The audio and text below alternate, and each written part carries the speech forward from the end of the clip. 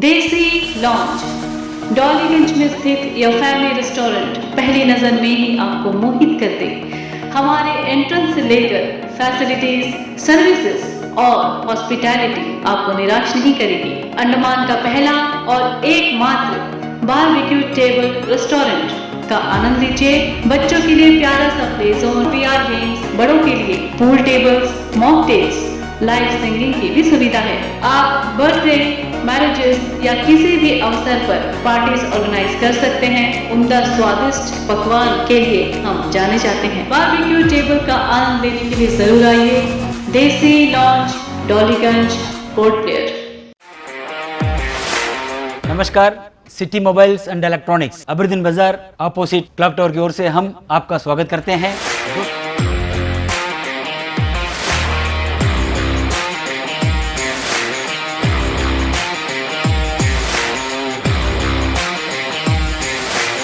जब अगर आपको टीवी खरीदना है या अगर आपको मोबाइल खरीदना है या अगर आपको कोई भी एक्सेसरीज खरीदना है तो जरूर आप याद रखिएगा city mobiles and electronics Aberdeen बाजार।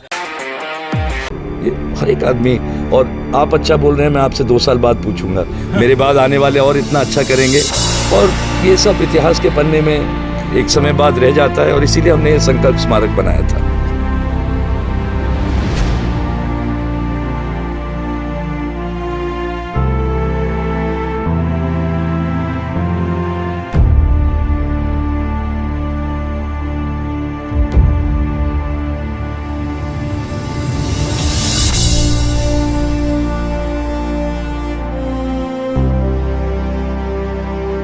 मैं यमी न्यूज़ अंडमान 24/7 में आप सभी का स्वागत करता हूं। इस वक्त जो आप ये जो मार्ग देख रहे हो, ये वही जगह है जहां पे आज से आज़ादी से पहले हमारे नेताजी सुभाष चंद्र बोस सबसे पहले अंडमान की धरती पर लैंड किए थे। हमारी आर्मी ने लैटिट्यूड, लॉन्गिट्यूड इनकी पूरी छानबीन करके उस तारीख को, उस समय किस जगह पर उन्होंने अपना पहला कदम रखा था उसको पता लगाकर इस जगह को नियुक्त किया है। और वहीं से जो पीछे एक स्मारक बना हुआ है, संकल्प स्मारक, इन्हीं की याद में वहीं से आज हमारे लेफ्टिनेंट जनरल श्री अजय सिंह जी जो रिटायर हो रहे हैं, उन्होंने हम मीडिया वालों से बात की।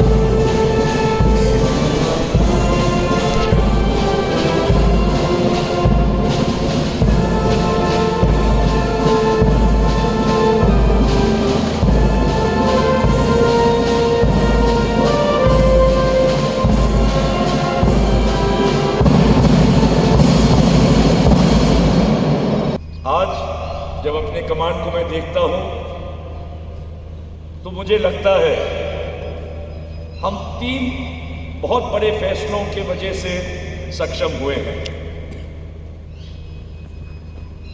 कारगिल युद्ध के बाद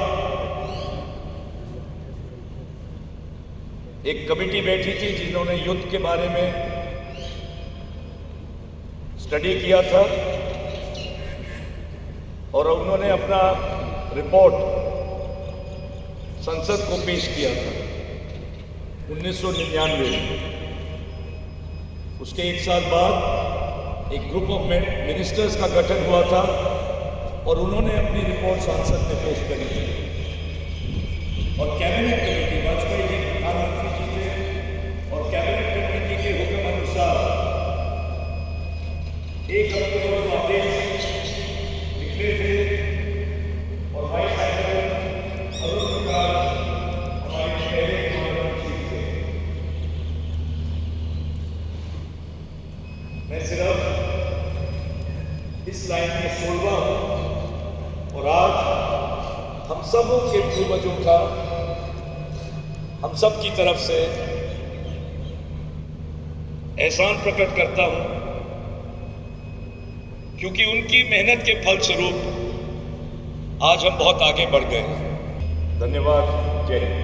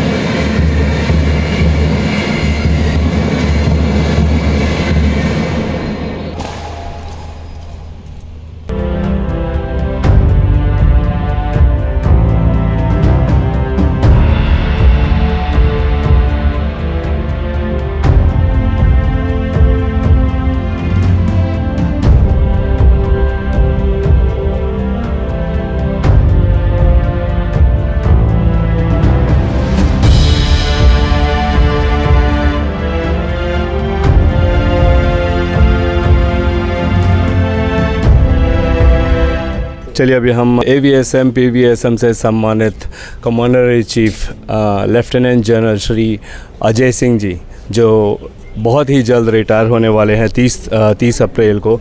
आज उनका यहाँ पे फेयरवेल भी हुआ है। हम उनसे जानेंगे कि हमारे आइलैंडर्स को जाते जाते वे क्या संदेश देना चाहते हैं चंद शब्दों में। नमस्कार सर। आपने पूछा आइलैंडर्स के लिए क्या मैसेज देना चाहेंगे। मैं सबसे पहले देना चाहूँगा, आप बहुत खुशकिस्मत हैं। जहाँ लोग पैसे दे के आते हैं कुछ दिन बिताने के लिए, आप उधर रहते हैं। बचपन से हम एक कहावत सुनते आ रहे हैं, गोरखा लोग बहुत इमोशनल होते हैं, बहुत ब्रेव फाइटर हैं, बहुत इमोशनल हैं। एक CO साहब जा रहे थे और उनके जो अगले CO साहब जिनको कमांड संभालनी थी वो पहुँचे नहीं थे। नॉर्मली फ़ौज में 4 दिन का ओवरलैप होता है, तो वो पहुँचे नहीं थे। तो जाते हुए क्योंकि CO साहब का कार्यकाल बहुत अच्छा था तो लोग इमोशनल हो रहे थे, कोई रो रहे थे और सूबेदार मेजर साहब आखिरी में बाय बाय कर रहे थे उनको। तो गोरखा लोग बहुत ईमानदार भी होते हैं, बहुत सच भी बोलते हैं। तो वो रोने धोने में कि साहब आप जा रहे हैं, हाँ मैं जा रहा हूँ, अब पलटन का क्या होगा। तो सूबेदार मेजर साहब ने कहा साहब फिक्र मत करें, अगले ट्रेन से अगले CO साहब आ रहे हैं। तो सबका कार्यकाल अच्छा रहता है। जो हुआ है वो गीता सार जो हुआ है वो भी अच्छा हुआ है, जो हो रहा है अच्छा होगा, जो होने वाला है वो भी अच्छा होगा। तो मैं अपने कार्यकाल की बात कर सकता हूँ, जैसे मैंने अभी परेड में बताया था। ये हम सब की खुशकिस्मती है कि इतिहास के इस अहम मोड़ पे, इतिहास के अहम मोड़ हमारे लिए, क्योंकि सेना के जो आर्मी, सेना बोलता हूँ, आर्मी, नेवी, एयरफोर्स, हमारे यहाँ जो एकत्रितता हुई थी 22 साल पहले वाजपेयी जी जब प्रधानमंत्री थे, उसकी मिसाल आज उसके 22 साल के बाद, हमारे को 22 साल होने को आ रहे हैं अंडमान निकोबार कमांड को, मेनलैंड में इसकी ज़रूरत का एहसास हो रहा है। और थिएटराइजेशन के बारे में आप पढ़ रहे होंगे, मगर चाइना ने भी जो 5-7 साल पहले किया था, हमारे देश ने तो 22 साल पहले किया था। तो ना ही ये कमांड, और मैं तो 16वां सीन से हूँ, 15 मेरे से पहले उन्होंने भी बहुत अच्छा काम किया है। मैंने भी, हर एक आदमी जोड़ता है, थोड़ा अपना कोशिश करता है, मगर आज हम हमारे सेनाओं में इतिहास के अहम पन्नों पे हैं। दूसरी अहमियत की बात, ये जो हमारे द्वीप हैं 836, ये बहुत स्ट्रेटेजिक है।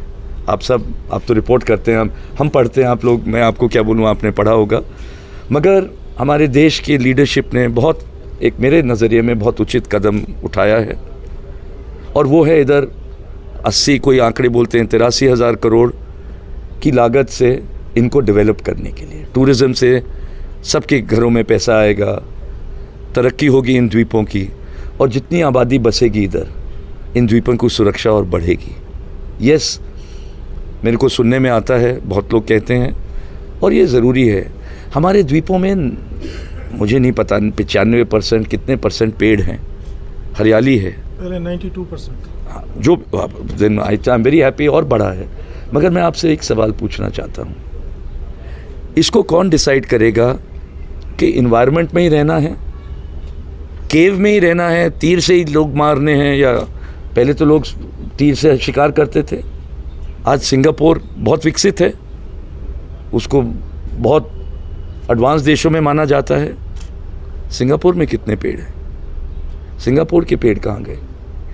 न्यूयॉर्क के पेड़ कहाँ गए? जब दिल्ली राजधानी बना, दिल्ली के पेड़ कहाँ गए? वो बिफोर एंड आफ्टर हम फोटो देखते हैं। और दूसरी चीज़ मैं छोड़ना चाहता हूँ, एक जॉन मास्टर्स की इंग्लिश की किताब में लिखा था, no one follows an uncertain trumpet. जब पुराने ज़माने में लड़ाई होती थी और जब सबको हिम्मत बांध के चार्ज करना पड़ता था, तो सबके साथ एक ट्रम्पेटर होता था, ये फ़ौज का इतिहास है। और वो ट्रम्पेटर जब ट्रम्पेट साउंड करता था तो सब लोग जोश के साथ धावा बोलते थे। नो वन, अगर वो ट्रम्पेटर तुरू कर रहा है तो फिर वो लोगों को हिम्मत कैसे आएगा? तो no one follows an uncertain trumpet. हमें देश की लीडरशिप में भरोसा रखना चाहिए। हर एक का तरीका अलग होता है, उंगलियां बराबर नहीं हैं। देखो, कोई अगर ज़्यादा नहीं बोलता है, इसका ये मतलब नहीं है उसका काम कम है। मैंने तो बोला है, मेरे से पहले 15 थे, मेरे से अच्छा काम किया है। मेरे बाद एयर मार्शल साजू साहब आएंगे, बहुत ही काबिल अफसर हैं। मेरी खुशकिस्मती थी, फ़ौज ने मुझे एक कोर्स करने इंग्लैंड भेजा था। NDC कोर्स का इक्विवेलेंट है, उसको RCDS बोलते हैं। हमारे चीफ ऑफ स्टाफ साहब ने भी किया है। मेरे से एक कोर्स बाद साजू साहब ने किया था। एयरफोर्स में बहुत माने हुए प्रोफेशनल हैं, मेरे अच्छे मित्र हैं, और मुझे पूरा भरोसा है आप जो अच्छा बोल रहे हैं उनके टेन्योर के बाद आप और अच्छा बोलेंगे। और जैसे मैंने कहा, अपने सिस्टम में विश्वास रखें। ये हर एक आदमी, और आप अच्छा बोल रहे हैं, मैं आपसे 2 साल बाद पूछूंगा, मेरे बाद आने वाले और इतना अच्छा करेंगे। और ये सब इतिहास के पन्ने में एक समय बाद रह जाता है, और इसीलिए हमने ये संकल्प स्मारक बनाया था।